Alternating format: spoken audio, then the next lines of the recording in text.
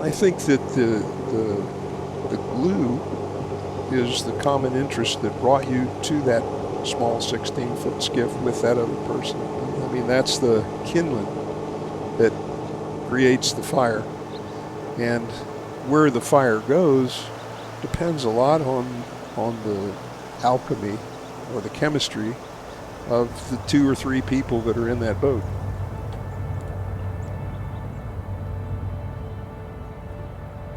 When you put your hand on the dock piling and push the skiff away from the dock, that's when it begins.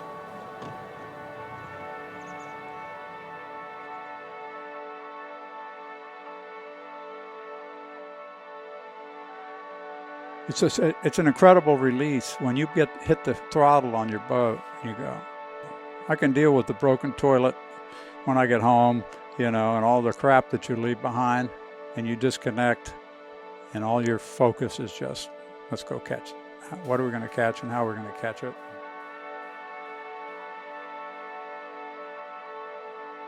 It's a total release. You're free, and that is it. And I've always said that.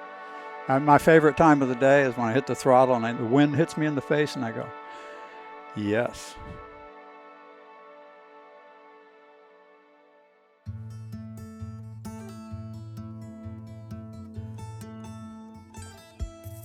The evolution of skiffs includes a rich history. Just 30 years ago, elite guides were using boats that drafted upwards of 13 inches on a daily basis, poling from the bow or on top of the motor. Eventually, pioneers like Herman Lucerne started using john boats to reach the backcountry, sacrificing a comfortable ride in Loud Hole for the opportunity to float shallower. I sat on it and broke the tippet. He was going away and I was going this way and broke the tippet. These boats couldn't sniff the places we can reach today, and in 1997, things changed for the better.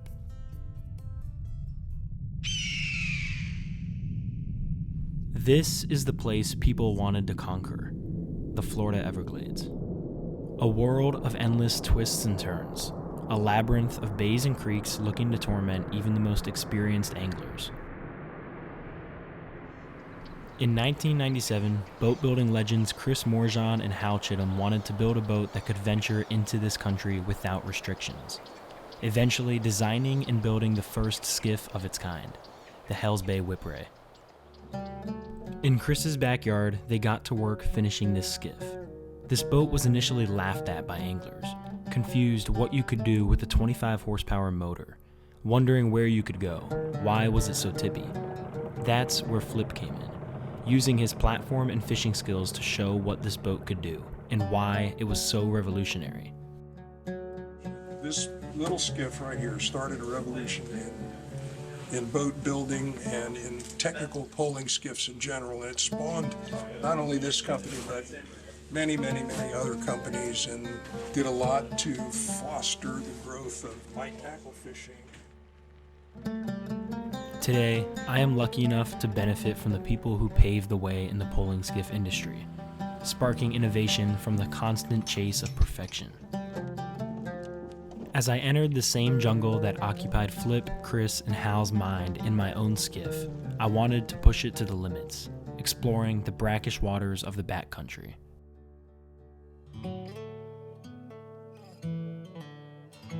As I turned the throttle, I felt the feeling Steve Huff described, the wind hitting my face as you pull away from Chokoloskee, not to be seen for hours on end.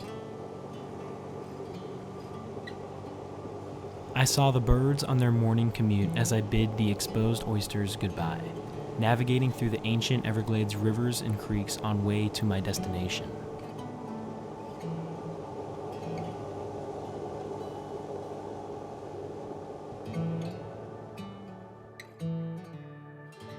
The sunrise was unbeatable through the fog-lined water, slowly exposing the ecosystem these fish call home. Alrighty guys, well as you guys can see, we're going through the infamous Alligator Bay, No Wake Creeks right now. Super excited for what we got ahead. We are going to be going way back. First time taking the new skiff to the Everglades, doing a film as you guys probably know by now. Cannot wait to get way back in these creeks. We're going probably 30 to 40 miles south. I've burned 1.7 gallons of fuel right now, which is just awesome. That's what's so nice about these little skiffs, so fuel efficient. But with that being said, guys, we're gonna head through these no wakes. They're so beautiful. In the mornings like this, there's no wind, super quiet, just headed through these areas, and we're gonna shoot out this one, run through the bays, and then go through the other no wake and be fishing pretty shortly after that. So goal is to get on a nice snook, a nice red. Cold front came through. It's super cold, 55 degrees this morning. I think all those fish are gonna have pushed up into these creek systems, into these bays, but we're gonna get on some nice fish on the skiff. The Everglades is full of bays only accessible through these narrow tunnels. I wanted to take my skiff through these uncharted creeks into the waters they protect. As I made the long idle through our first creek, the residents of this area seemed to climb aboard.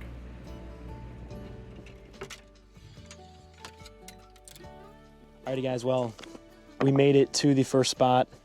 As you guys probably tell, and from what I've said, literally just capitalizing on the skiff's ability to kind of get wherever you want, which is why so many successful people use them. But we literally are out here in the middle of nowhere. We probably ran 30 plus miles from Chokoloskee, got the 3,000 sustain, gulp shrimp, and guys, we are back here going through those creeks, just limestone, oysters on the bottom, water probably clearer than my pool at home. We are running through those creeks, seeing mullet, big snook, little tarpon, bass, so who knows what we're gonna catch. I hope there's fish back here.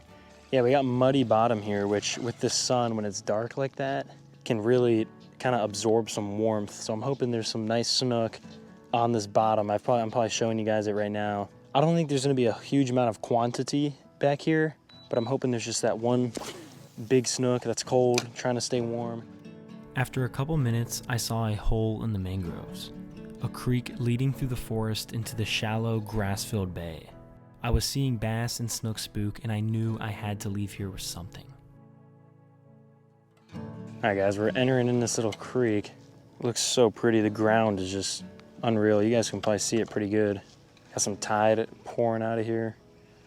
Maybe this is where all the fish are hiding. Ooh, lots of snook right there. I just spooked a lot of snook, some decent ones. There's some bass. I'm gonna switch to that swim bait because like I said, there's a lot of grass here. Gulp's just getting stuck. As I was seeing more and more bass, that immediately became my number one goal. I wanted to catch a few unique Everglades species, and this was going to be my best shot with water this clear and fresh. This place is too pretty to not catch a fish.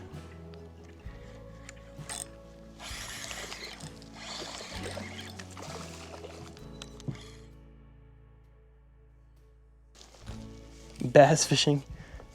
Isn't that nuts? Finally got one.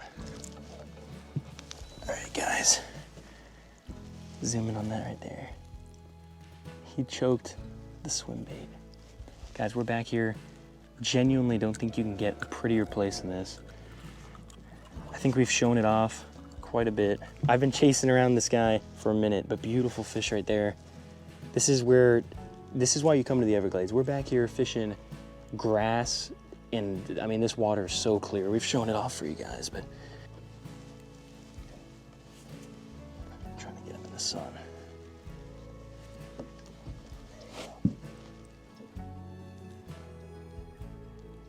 There we go. Beautiful fish, guys. I've seen some snook, so we got the bass. It's crazy, that's the first fish we've got. Now we gotta get a snook and a red. That was immediately where my mind went next. And in order to accomplish that, I knew I would have a better shot exiting this far back bay and finding a little more salty water.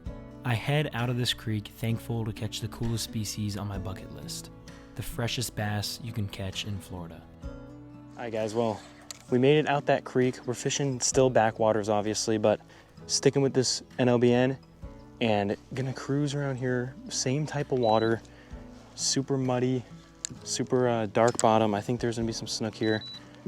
We shall see.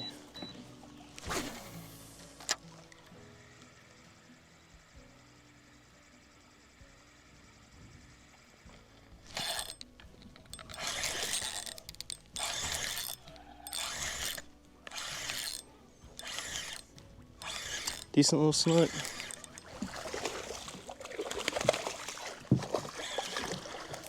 Come here, buddy. There we go. Oh, he fell in the boat. Guys, beautiful colors on that guy right there. You can see so gold, so pretty. But let's get him back in the water. It's felt nice to have a thump. Obviously that bass wasn't the biggest. It felt nice to have a thump that was good. But let's go, get back to it. I want to feel a 30-inch snook. After that snook, the signature Everglades gator wanted to see what all the action was all about. I ended up cruising this line, making numerous casts, hoping to find a bigger fish on the end of my line. All right, so we got snook, bass. If we can get a redfish, I'd be happy. Those are kind of my 3 species I was going for today.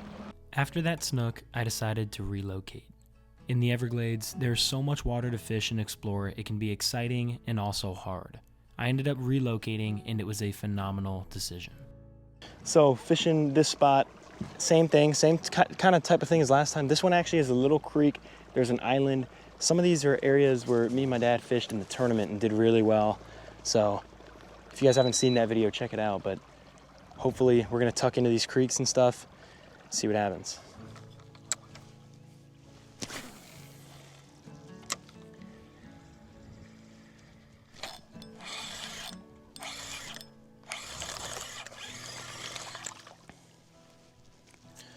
Well, first cast, little dink snook.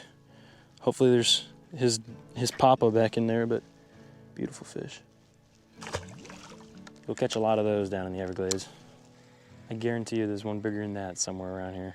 It's kind of funny, the water, we had a cold front come through, but it's not, the water temp almost doesn't really match the water, or the air temperature. So these snook, they're still crushing the swim baits. I don't know how long that'll last, but we'll see. Maybe a couple more weeks. Switch to more slower moving baits. Ooh, that was a nice fish right there.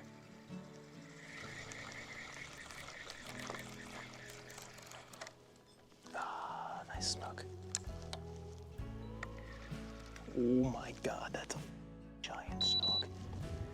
I just spooked a 35-inch snook. He was way up in the mangroves, probably just in super shallow water, staying warm. All right, guys, well, we're throwing the 3500 slammer. We're sticking with the swim bait. Honestly, swim baits have been kind of my comfort artificial lately. Just casting it, reeling it. Pretty good color here. Could probably go a little bit darker. That white belly is whatever. But guys, I think you saw him on the GoPro. Freaking 35-inch snook or so. Just spooked from back there. So we're finding them. They're around. I'm gonna fish for probably about another hour or so and then start headed back. We've got 2 good fish. That bass and that snook was awesome, but trying to get a big one. If we could get 1 big fish, I would really wrap up this video. I think it's gonna be an awesome video, but let's go get on another one. The next 20 minutes was slow, but what lurked around the corner made the trip and completed my version of an Everglades slam.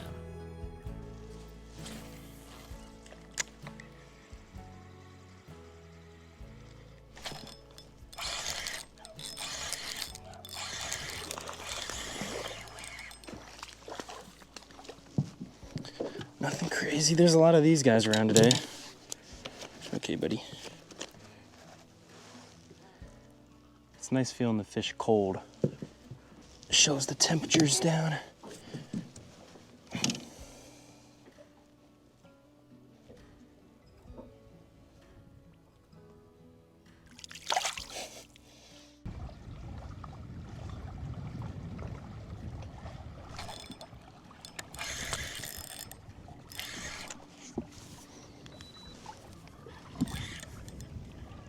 Oh, gorgeous redfish. Look at that thing. Massive redfish, Grace. Oh, that is nice. This is the fish right here. He's probably close to upper 20s. Hopefully he's stuck good. Woo-hoo.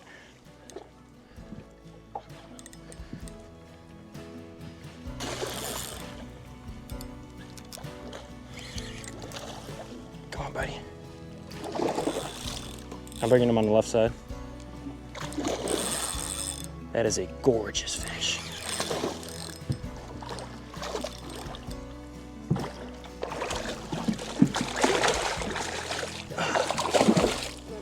Nah, it's fine.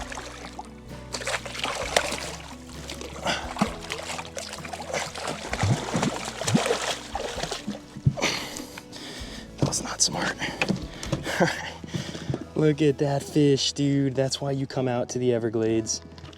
Guys, look at that freaking fish. You can't get more orange. I'm shaking right now. Right on this corner, man. Gorgeous, man. Let's get a measurement on him real quick. We're going opposite ways, but what is that, 27-ish? Anyways, let's get him in the water. Look at that fish, guys.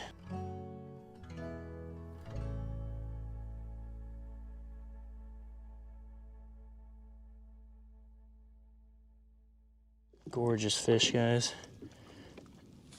Oh, there we go. Guys, oh my goodness, that is literally insane. I just flipped, we're in there, flipped this little indent right here, got smoked, and he was kind of coming at me, and I was like, you know, I didn't know, I thought it was a red, I didn't know how big he was. He came up and like boiled. I was like, good Lord. I mean, this NLBN, I love swim baits, man. It's so funny. My dad missed a nice redfish in this same area in the tournament. But I mean, he smoked that thing, man. He was 27-ish. That's about as big as a redfish. And I don't know if you guys noticed, he was so fat. No skinny parts on that fish. Absolute bruiser. But I guess we'll fish a couple, probably a little bit more. I have one more spot in mind after this. We're gonna fish this corner. Maybe there's some more of those swimming around. I felt so grateful to catch that redfish. Not only was it a beast for the Everglades, but it was the biggest redfish I've caught anywhere in over a month. The orange colors on him were unique to the brackish water we found him in, and as I cruised out from deep in the Everglades, I took in all of these surroundings before we wrapped up our trip.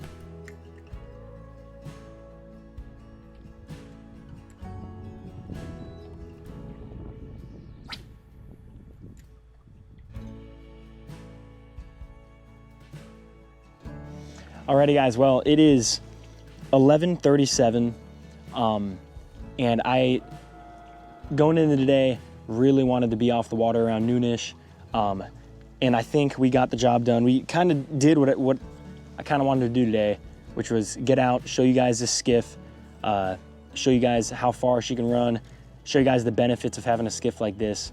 You know, these skiffs, there's something to be said. As you guys probably saw at the beginning, there's a reason why Flip, Steve Huff, all these legends that fish down here in Florida, especially the Everglades, more so than the Keys, because you don't got to make that long run across the bay, use skiffs like this, you know, tillers, side consoles. There's something to be said about a 4-inch draft. That stuff we were fishing earlier, that grass was beautiful. You guys saw that. Was able to get a bass, snook, spooked some big snook, got a bass, snook, that gorgeous redfish, which was 27 inches or so. But yeah, guys, there's something to be said about having a skiff like this.